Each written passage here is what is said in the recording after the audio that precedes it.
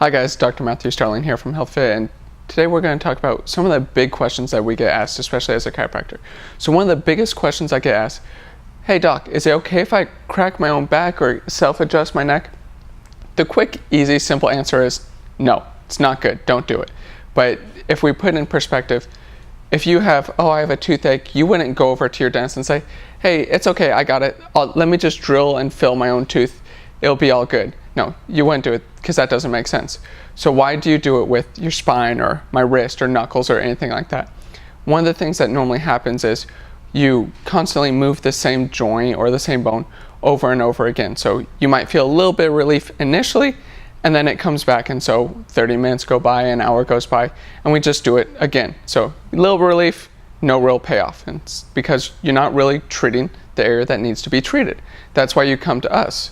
So one thing is that if you do it over time, months, years down the road, what happens is you're not as flexible, or it's harder to move things. To put it in perspective, going through high school, it's like I would crack my back all the time, go through sports, no problem. Now, it's hard. Like if I were to even try, I can't get any motion, so it becomes a lot more stiff. And I'm still young. Imagine if you go and we're in our 30s, we're in our 40s, 60, 70, 80, and just moving forward, how much stiffer and more challenging life will be.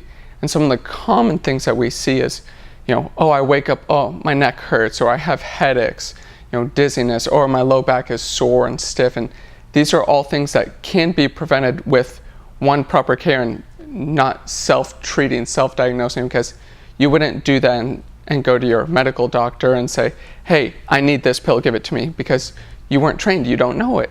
You don't know how to drill your tooth and fill it. So don't take your healthcare in your own hands. Leave it to a professional. If you have any questions or comments, please let us know in the comments questions below.